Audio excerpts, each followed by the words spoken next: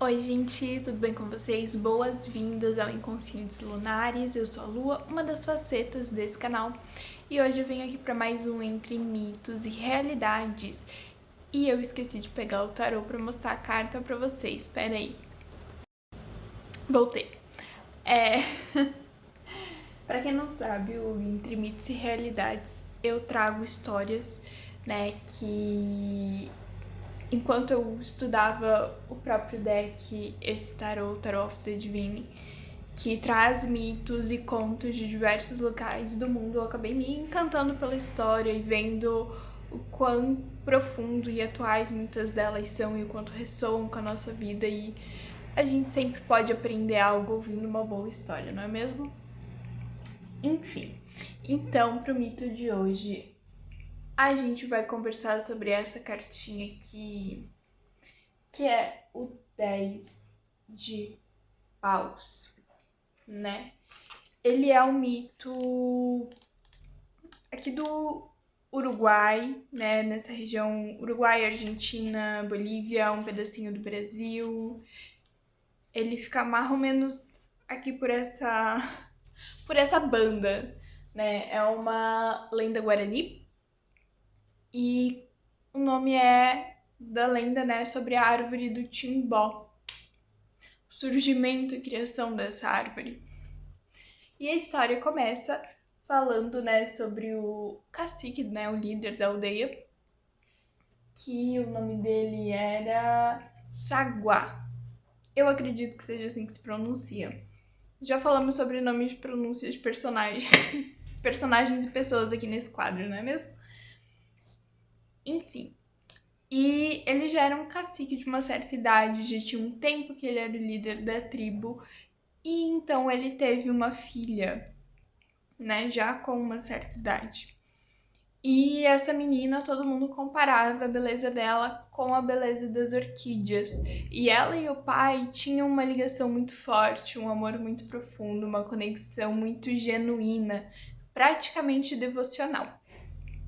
E o pai, né, desse Saguá, ele idealizava casar a sua filha com um guerreiro da tribo, para que ele pudesse ver os netos correndo e aproveitar e desfrutar, né? Porque ele já tinha uma certa idade.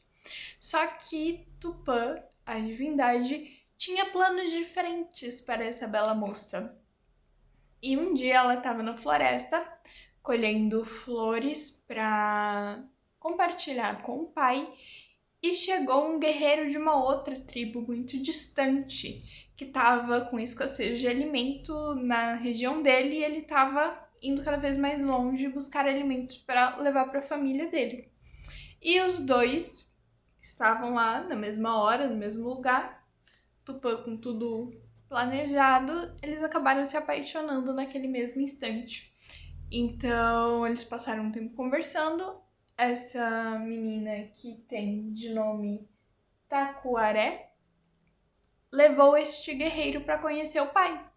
Então ela falou: eu quero me casar com esse moço aqui. Entendeu? Eu gosto dele, ele gosta de mim, a gente se gosta. Funciona o negócio do casamento. E ele ficou muito triste, tentou desfazer a cabeça dela, porque quando ele soube, né, que a aldeia era longe, ele sabia que ele poderia ficar muito tempo sem ver a filha, então eles iam ter uma ruptura, né, um afastamento.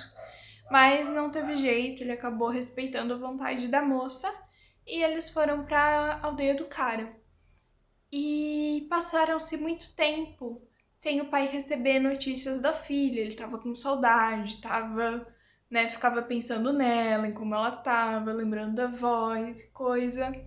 Até que realmente meses assim depois, ele teve um sonho que a filha dele não estava muito bem. E ele acordou com dor no peito, acordou preocupado e pensou: cara, não sei onde é que é este raio desta aldeia, mas eu vou atrás da minha filha.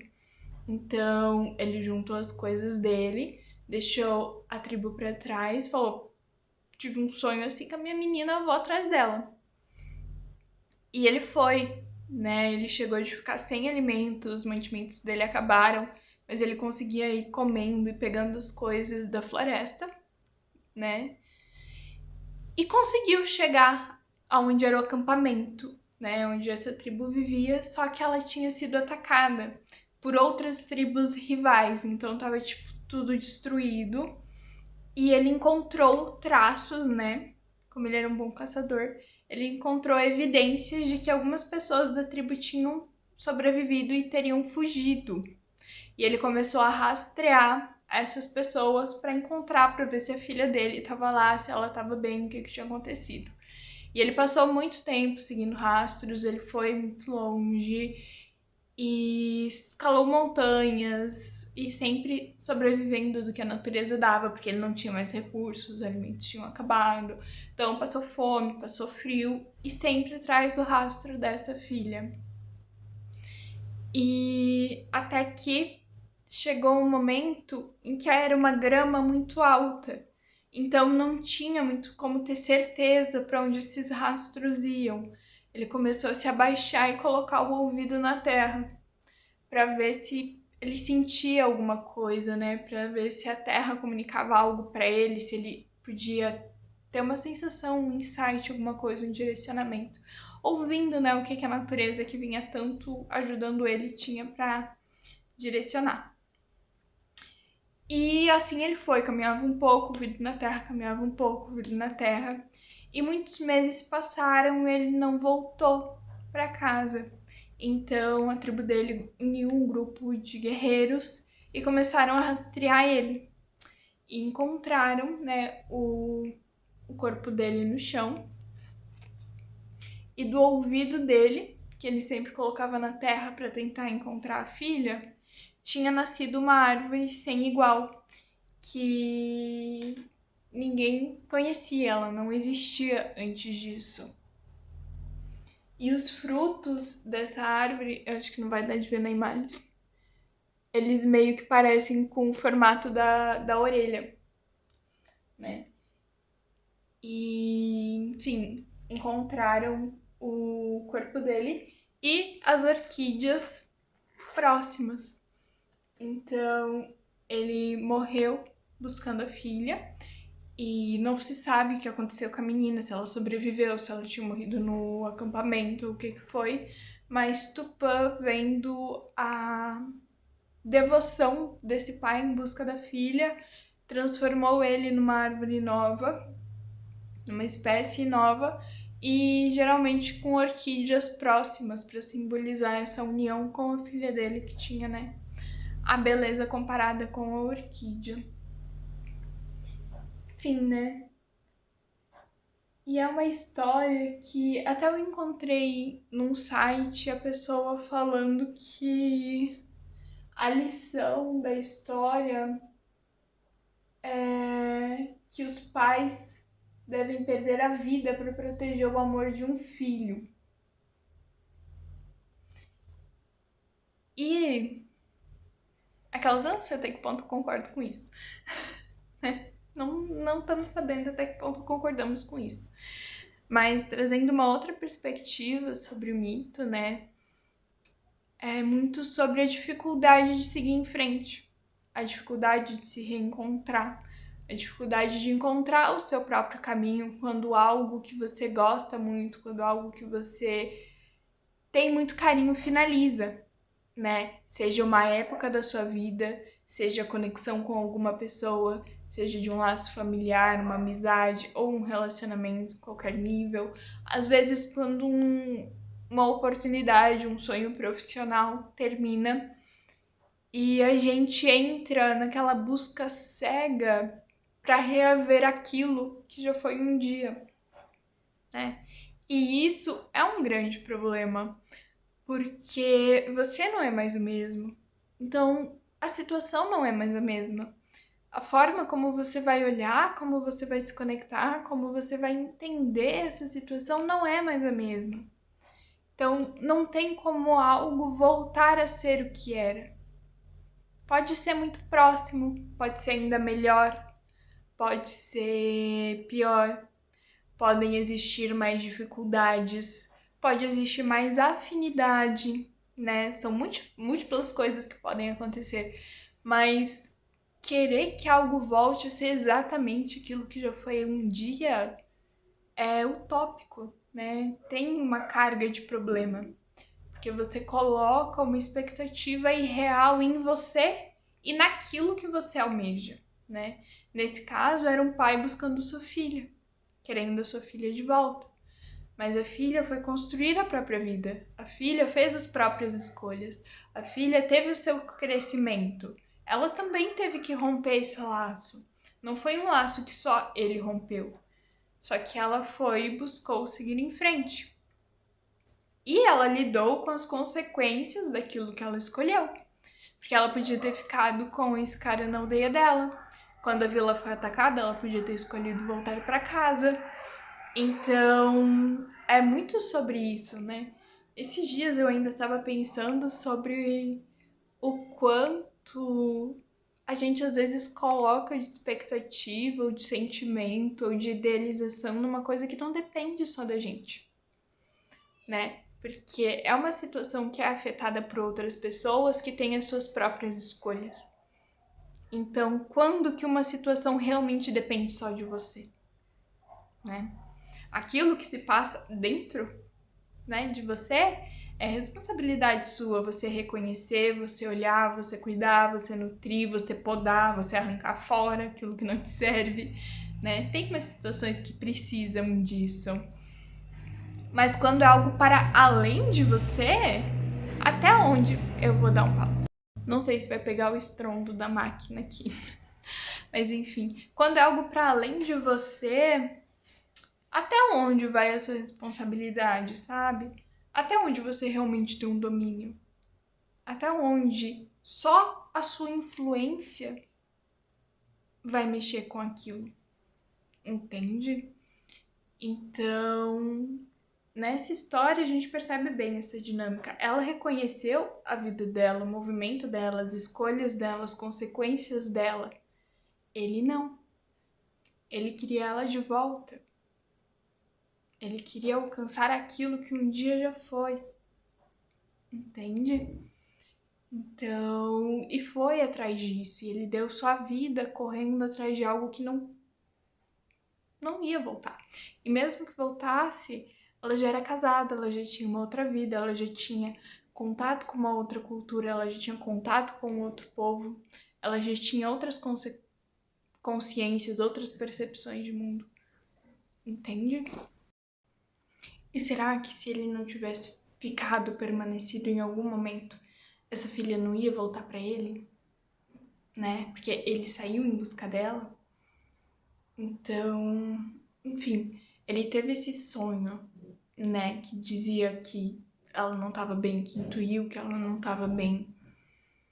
E o quão bem ela não estava dentro dele, né? Porque ele estava se sentindo abandonado, ele estava se sentindo sozinho. Então tem toda essa perspectiva, esse sonho pode ter sido esse elo, esse rompante de que algo foi cortado, algo tinha mudado profundamente, drasticamente.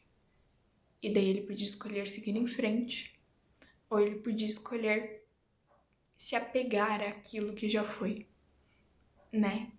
E nesse caso ele escolheu ir atrás dela, né? Tentar resgatar isso que já foi. Então, é um mito que traz, né, esses pontos de percepção pra gente, de até quando algo perdura, né? Se tudo é cíclico na vida, até onde você pode ir a respeito disso, até onde é necessário trazer esse reconhecimento de que as coisas chegaram no fim, né? Como é que você lida com esse encerramento? Você sai numa busca de não pode ser, não pode ter terminado, preciso consertar, né? Preciso resgatar, preciso mudar. Mas será que vai adiantar? Será que é uma busca que vale a pena? Será que é o que você precisa nesse momento? Então, eu acho que é um mito que traz muito essa reflexão para essa quebra desse contato com algo muito profundo, né? Porque não é só porque finalizou que não foi verdadeiro, que não teve seu valor, que não teve a sua transformação. Mas às vezes algumas coisas precisam, né, morrer para abrir espaço para o novo. No caso dele, esse símbolo, essa devoção pela filha dele ficou eternizado num fruto, né, numa árvore que traz sombra, que traz alimento, que traz toda essa representatividade. Mas ele poderia nunca ter sido encontrado. Então, de que valeu, sabe, tudo isso? E se essa filha saísse, né? Se essa outra parte quisesse voltar, como lidar com isso, como mexer com isso, como internalizar isso. Entende? Desde Paus, ele é uma carta que fala de sobrecarga, finalização de um trabalho duro, de um trabalho difícil, o encerramento de um ciclo que muitas vezes foi exaustivo, né? E a finalização desse ciclo geralmente ela é dolorosa, assim, é aquele ciclo que o corpo já não aguenta mais, que a mente não aguenta mais, que o espírito não aguenta mais. Então, é muito aquela coisa da fênix, né? Você precisa deixar reduzir as cinzas para algo nascer dali, para algo ressurgir, para algo se transformar, sabe? Então eu achei um mito muito profundo, né, que traz essa visão, essa percepção de até onde, né, vale a pena ir atrás de algo. Entende?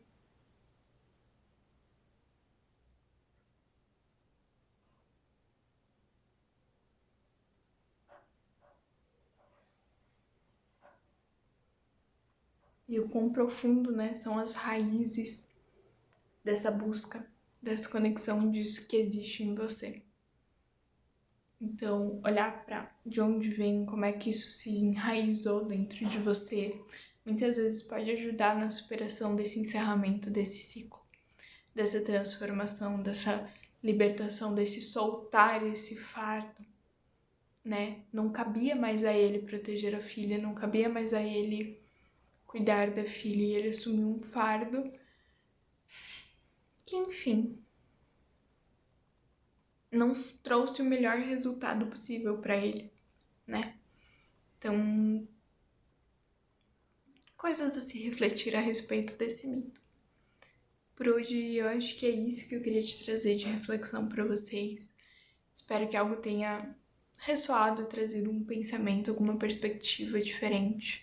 Qualquer coisa, tem os comentários aqui embaixo, tem os nossos arrobas lá na outra plataforma, sempre no primeiro comentário fixado, você encontra o arroba do Inconscientes, onde tem eu e Lua Púrpura, sempre por lá à disposição. E tem os nossos perfis pessoais também, caso você queira falar em particular com uma das duas. Beleza? Por hoje é isso. E até a próxima.